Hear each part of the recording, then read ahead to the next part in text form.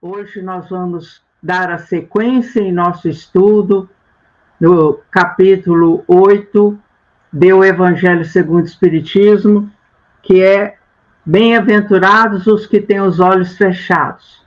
E para iniciarmos o nosso encontro, nós vamos fazer a nossa prece, convidando você para sintonizar conosco, com Jesus, a fim de que o seu lar se transforme numa fonte de luz, de esclarecimento, de conforto e de alívio com o nosso encontro.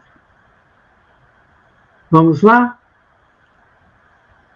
Mestre Jesus, com os corações agradecidos por tudo quanto temos recebido, por mais esta oportunidade de aprendermos o seu evangelho de amor à luz da doutrina espírita, aqui estamos, Senhor, pedindo a assistência da equipe espiritual para todos nós, encarnados e desencarnados que aqui nos encontramos, para a Norminha e eu que vamos desenvolver as considerações de hoje, pedindo também, Senhor, para todo o planeta Terra, para toda a humanidade encarnada e desencarnada. E aí, Senhor, nós destacamos o pedido de amparo em favor do nosso querido irmão Paulo César de Faria, de sua saúde, e de todos aqueles que estão passando por momentos atribulados em suas vidas, seja de que natureza forem, que todos nesse instante se sintam amparados e envolvidos em doces vibrações de paz. E em seu nome, Jesus, nós iniciamos o encontro de hoje. Que assim seja. Com você, Norminha.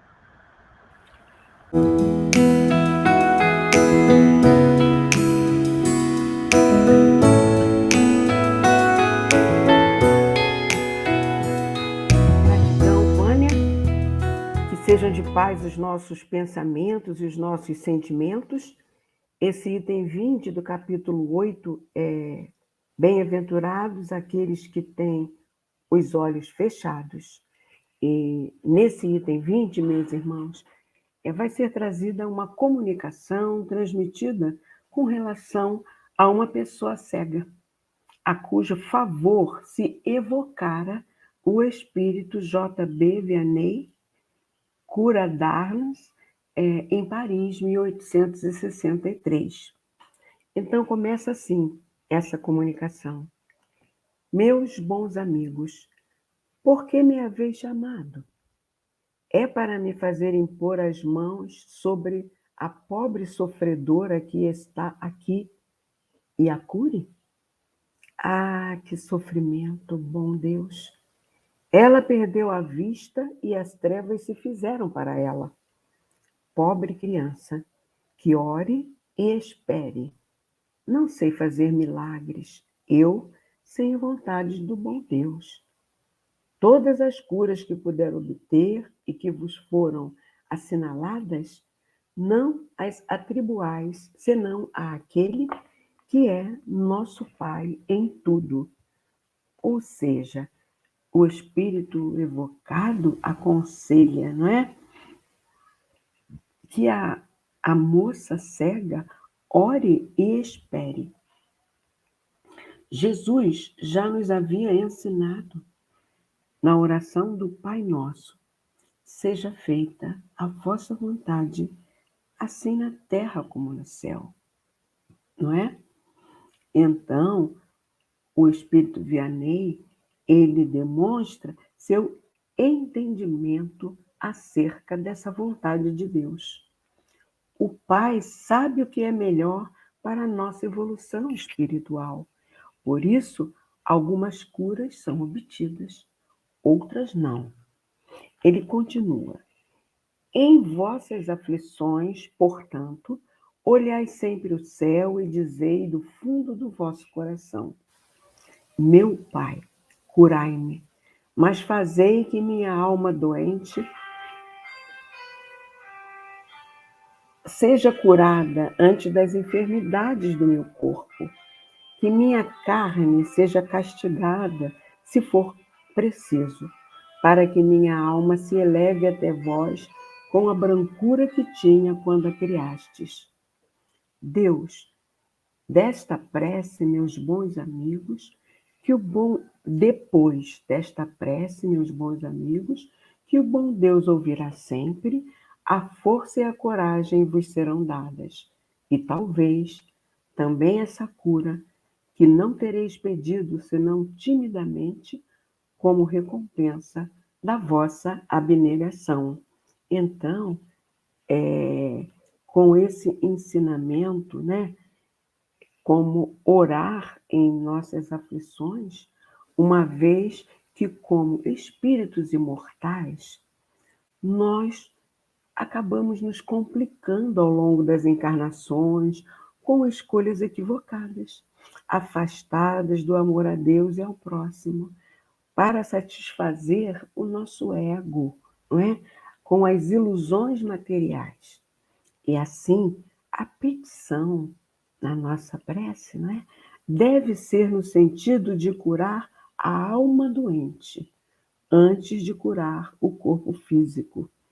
Que a carne seja castigada, se for preciso, para que o perispírito drene as nódoas que lhe causamos com as nossas imperfeições, tornando-se limpo e leve para a nossa elevação espiritual.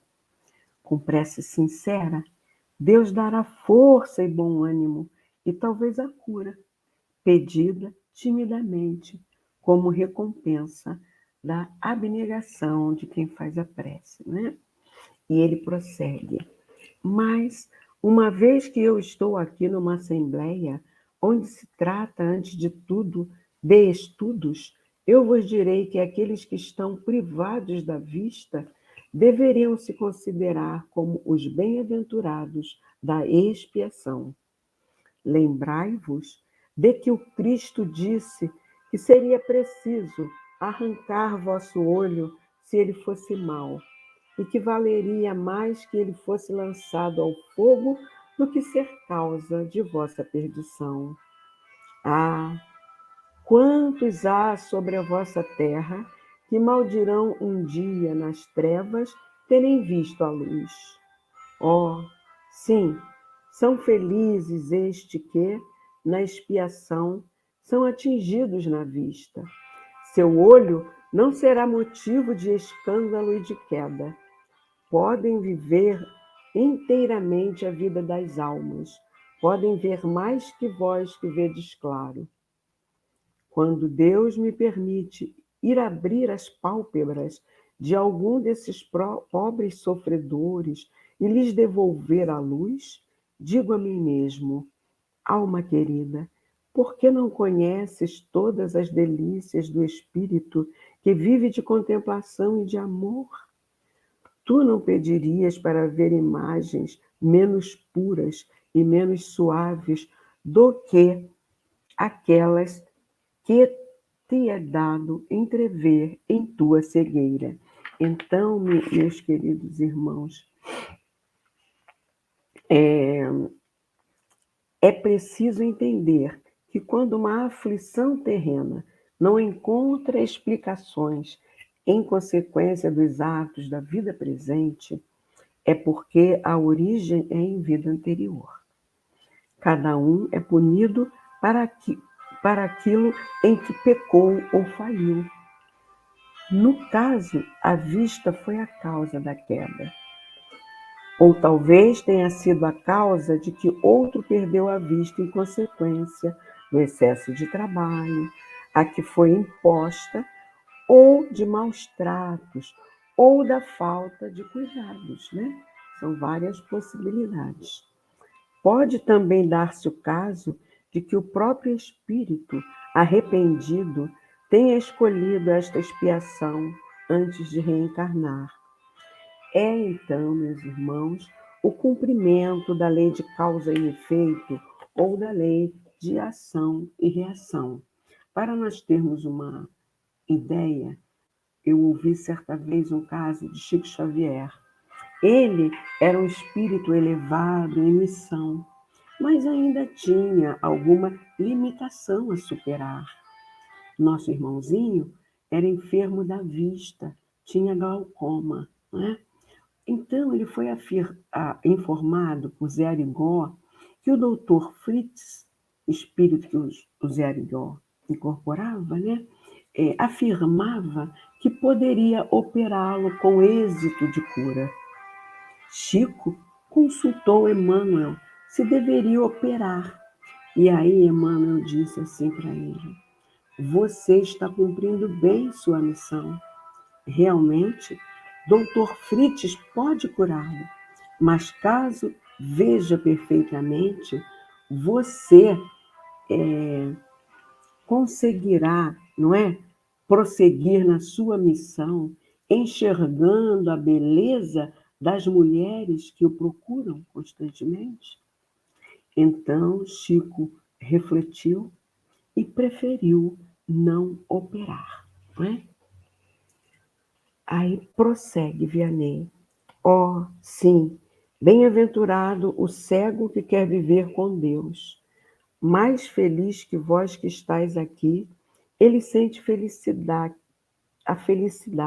a toca, vê as almas e pode se lançar com elas nas esferas espirituais, que os próprios predestinados de vossa terra não veem. O olho aberto está sempre pronto para fazer a alma falir. O olho fechado, ao contrário, está sempre pronto a fazê-la alçar para Deus. Crede-me bem, meus bons e caros amigos, a cegueira dos olhos é frequentemente a verdadeira luz do coração, enquanto que a vista é frequentemente o anjo tenebroso que conduz à morte. E agora, algumas palavras para ti, minha pobre sofredora. Espera e tem coragem.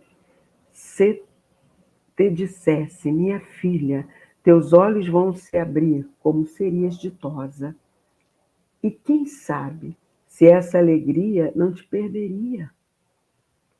Tem confiança no bom Deus que fez a felicidade e permite a tristeza. Farei por ti tudo o que me for permitido, mas a seu turno, ora, e sobretudo, medita em tudo o que acabo de te dizer. Antes que me afaste, vós todos que estáis aqui, recebei minha bênção. Então, Vianney Curadarnes, Paris, 1863. Então, toda razão ou efeito, não é? É um estímulo para acontecer o bem e aniquilar o mal. Ao efetuar uma ação, o homem pode provocar um encadeamento de causas e efeitos que o auxiliam a crescer ou colocam-no em débito perante as leis divinas por várias encarnações. Lembremos que Saulo de Tarso, após passar pela cegueira na estrada de Damasco, optou pela luz do Evangelho do Cristo. De perseguidor do cristianismo, passou a divulgador do mesmo. Emmanuel nos diz, no livro Pão Nosso, capítulo 80, que não obstante apedrejado e perseguido, ele conseguiu afirmar, vitorioso, aos filipenses: tudo posso naquele que me fortalece. Né? Agora eu passo a palavra à nossa irmãzinha Vânia para o item 21. A palavra é sua, minha irmãzinha querida. Gratidão, Norminha, depois dessa bela explanação com ricas considerações, vamos lembrar aqueles que nos ouvem, nos veem, que a linguagem àquela época de Jesus tinha que ser mais dura, mais firme, mais incisiva, de modo a tocar aqueles corações endurecidos. Assim, não devemos levar ao pé da letra, né, o significado de arrancar o nosso olho se ele for motivo de escândalo. Né? Absolutamente algo assim não viria de Jesus nem do Pai, porque o olho é uma parte do nosso corpo humano que nos possibilita enxergar aquilo que está à nossa volta.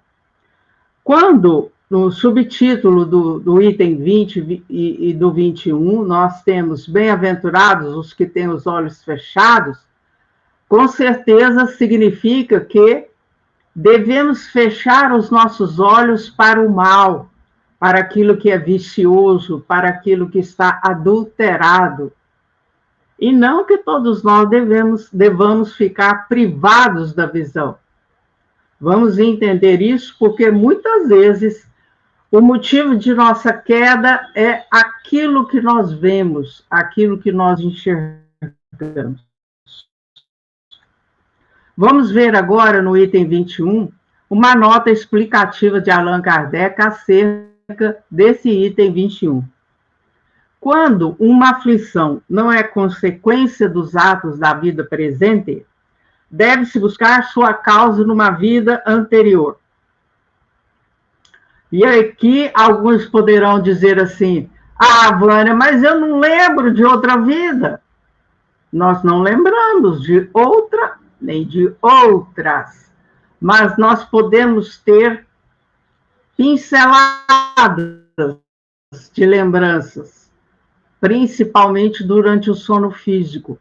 E também, se nós estivermos atentos, poderemos observar e analisar nossos hábitos, nossa maneira de ser, o vocabulário que nós usamos para nos dirigirmos às outras pessoas.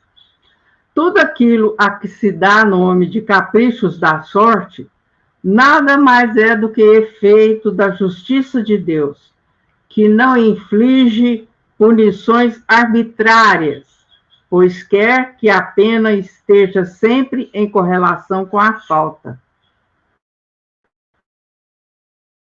Então, as consequências, os efeitos de nossos atos, não são coisas assim aleatórias que Deus resolveu, pronto, e nos encaminhou para passarmos aquilo.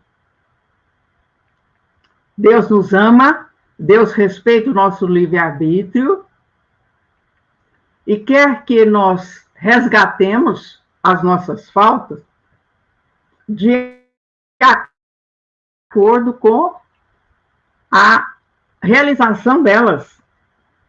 Se, em sua bondade de Deus, lançou um véu sobre nossos atos passados, por outro lado, nos aponta o caminho, dizendo: quem matou a espada, pela espada perecerá.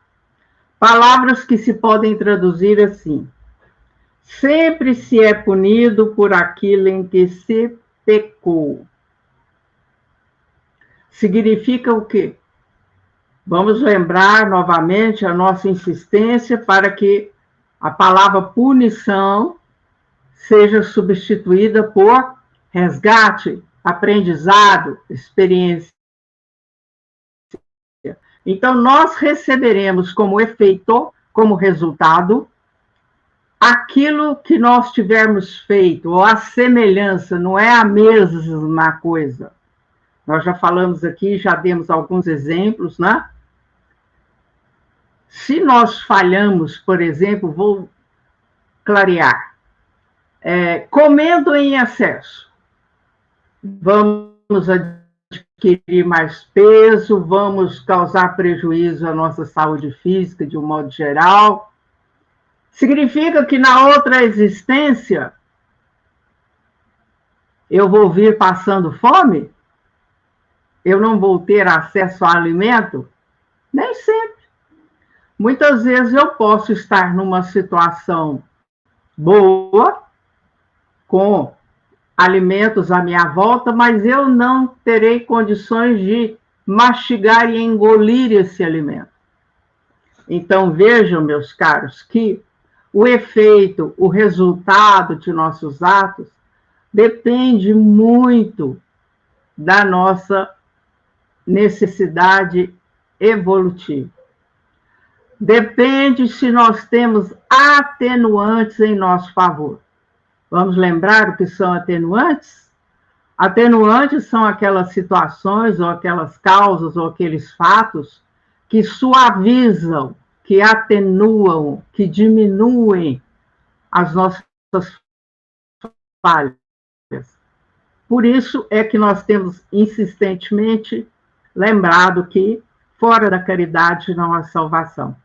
Independente de qual credo religioso a que vocês estejam vinculados, a caridade ou o bem que se faz é moeda valiosa no plano espiritual. Portanto, vamos lá, Kardec continua. Portanto, se alguém é atormentado pela perda da visão, é que esta lhe foi causa de queda. Talvez tenha sido também causa de que outro perdesse a vista, de que alguém haja perdido a vista em consequência do excesso de trabalho que aquele lhe impôs, ou de maus tratos, falta de cuidados, etc., passando então pela pena de talião. Pena de talião, o que é? Aquela lei que existia à época de Moisés e até antes, que se dizia olho por olho, dente por dente, ou seja, a criatura ela seria penalizada, responsabilizada de acordo com o crime ou a falta em que ela incorresse, que ela cometesse. Né? É possível que ele próprio, ao arrepender-se, aquela criatura que prejudicou outra para perder a vista dela, dessa outra, é possível que ele próprio, ao arrepender-se, haja escolhido essa expiação, aplicando a si estas palavras de Jesus. Se teu olho for motivo de escândalo, arranca-o. Então, vamos lembrar novamente a linguagem figurada de que Jesus se utilizava. Seu olho for motivo de escândalo, arranca. Ou seja, se através dos nossos olhos físicos nós tivermos provocado o mal em alguém, prejudicado alguém, que nós possamos corrigir essa falha, corrigir esse erro, amenizando assim danos futuros. E também nós queremos lembrar que Deus é misericordioso sempre. Então, se você hoje foi causa de alguém perder a visão, necessariamente não significa que na próxima existência você já vai vir com um problema na visão ou cego. Nem sempre é assim. Por quê? A justiça divina nos dá a possibilidade de nós repararmos, resgatarmos as nossas faltas que se repetem em várias existências. Não é assim, eu errei hoje, na outra existência eu errei também, na outra eu errei. Aí então juntam várias situações em que nós caímos no mesmo erro, em que nós fizemos a mesma falha, tivemos a mesma falha, para que assim seja estruturado o nosso planejamento reencarnatório, de modo que eu possa resgatar, reaprender a ficar sem aquela condição que me infelicitou e infelicitou outra ou outras pessoas. Então aí não é só, como disse Kardec aí, a criatura que impôs a alguém maus tratos, excesso de trabalho, falta de cuidados, e mesmo cada um também para o cuidado com o seu corpo físico. Então, tudo isso é levado em conta na hora em que chega o momento de resgatar aquela falha, aquele erro.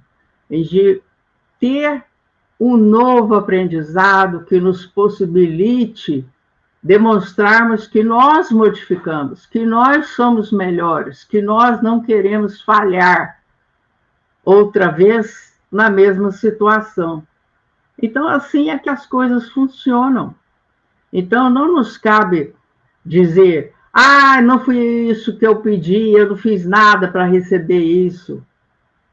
Se você coloca as coisas nesse ponto, você realmente está duvidando da misericórdia e da justiça divinas em nosso favor. Como Pai amoroso, Deus quer o nosso bem. E o nosso bem não significa fazer vista grossa para as nossas falhas. Não significa ser conivente com as nossas imperfeições. Claro que não. É o amor em sua ampla acepção. É o amor que ama, mas ao mesmo tempo é aquele amor que procura auxiliar no resgate, que favorece para que as criaturas possam se redimir, se recuperar de suas falhas, de suas quedas lamentáveis. Então vamos pensar que existe uma causa inteligente para tudo o que nos acontece. O que nós devemos fazer é vigiar-nos, a fim de que não cometamos falhas maiores, porque senão nós vamos avançar mais lentamente e mais demorada vai ser a nossa chegada à perfeição. Agora eu passo a palavra para a Norminha, que vai fazer uma leitura que nos levará a ótimas reflexões. É com você, Norminha. Ok, Vânia. Vamos então passar a uma leitura do livro Vivendo o Evangelho, né? Uma psicografia de Antônio Baduy Filho, pelo espírito de André Luiz, na lição 105, a pior cegueira. Né? Há muita gente que enxerga a provação, mas não vê a oportunidade de ajudar. Falta caridade, né, meus irmãos? Enxerga a miséria, mas não vê o auxílio. Enxerga a fome, mas não vê o socorro. Enxerga a doença, mas não vê o alívio. Enxerga o tormento, mas não vê a solução. Há aqueles que são tão sem caridade que pensam assim, se está passando isso agora é porque está pagando pena. E não se movimenta no sentido de buscar aliviar a dor do próximo, do jeito que puder. Enxerga o desajuste, mas não vê o recurso. Enxerga o fracasso, mas não vê o incentivo. Enxerga o desespero, mas não vê o consolo.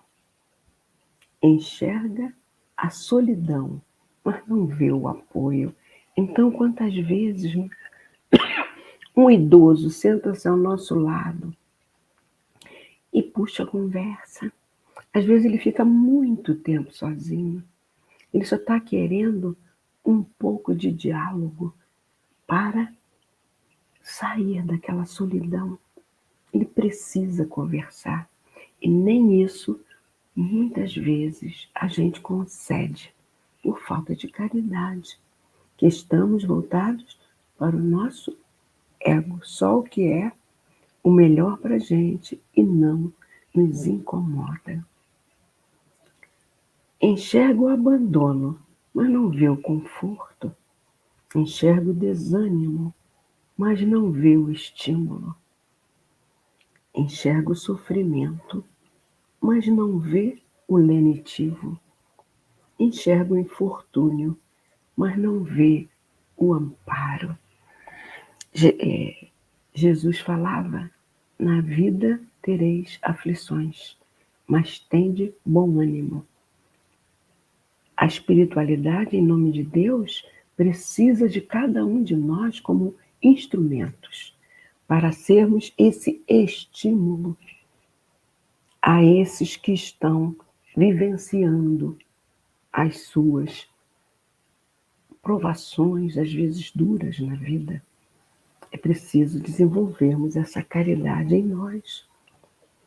A privação da vista é prova dolorosa, cujas raízes remontam ao passado de dívidas. Contudo, a pior cegueira é aquela que impede a visão da caridade, porque você enxerga o próximo em desvantagem e não vê o bem que lhe pode fazer. Então, é por isso o lema: fora da caridade não há salvação. E mesmo fazendo caridade, às vezes ainda precisamos de um plus a mais. Eu tenho um relato de um amigo que ele distribui refeição para os moradores em situação de rua.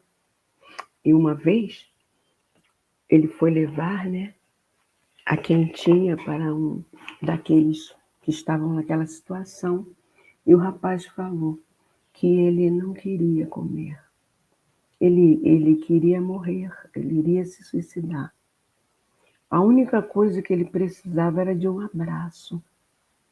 Aí o colega deu esse abraço, com muito amor, e ficou ali conversando com ele. É esse plus a mais que a gente fala.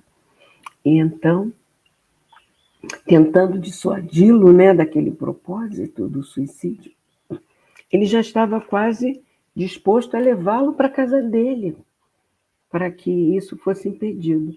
Mas chegou na mesma praça um grupo de irmãos evangélicos. E aí um pastor, vendo aquela conversa mais prolongada, se aproximou e ajudou naquele atendimento caridoso ao irmão, falando para o nosso irmão: não precisa levá-lo para sua casa. A minha igreja tem um abrigo para dar um amparo para ele. E assim foi solucionado. Então, precisamos desenvolver a caridade em nossos corações, porque hoje é um irmão que está precisando. Amanhã poderemos ser nós. Sejamos instrumento na obra de caridade de Jesus, para que um dia possamos ser merecedores desta mesma bênção de vivenciar o amor a Deus sobre todas as coisas e ao próximo como a si mesmo. Muita paz, meus irmãos. Passamos agora para a nossa querida Vânia para a magnetização da água. Então, na sequência, nós vamos pedir a magnetização das águas, lembrando que se você está só em casa, a água é para você. Mas se há mais pessoas e você está bem, você pode colocar uma jarra ou uma garrafa maior para que todos possam beber dessa água, que sabemos contém os medicamentos de que nós precisamos para nos auxiliar em nossas necessidades físicas, psíquicas e espirituais. Vamos lá? Com o pensamento em Jesus, vamos pedir. Jesus, médico de nossas almas, estamos pedindo que sejam colocadas nas águas as substâncias, os medicamentos do seu laboratório e do laboratório do Pai, a fim de que todo aquele que fizer uso dela possa sentir-se aliviado, harmonizado, confortado. Mestre Jesus, que esta água seja o remédio para aqueles que estão desanimados, deprimidos, angustiados, que todos, ao tomá-la 3 vezes ao dia, possam sentir em cada gole a força, o vigor necessário para que possam continuar em seus desafios diários. Agradecido, Senhor, por esta bênção.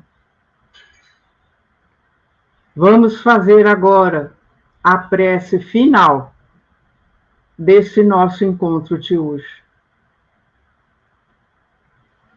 Pai de misericórdia, Jesus, Divino Mestre, queridos benfeitores espirituais, a direção espiritual, nossos mentores, queremos agradecer por mais essa oportunidade de aprendizado, de troca de ideias, e que o amor de Jesus envolva todos nós, humanidade encarnada, fortalecendo-nos os bons propósitos, guiando-nos para a prática do bem, para a vivência do seu evangelho de amor. E assim, com certeza, seremos mais fraternos, mais solidários, e a paz reinará entre nós. Uma boa semana para todos, muita paz, gratidão a todos e sempre a Deus e a Jesus. Até o nosso próximo encontro.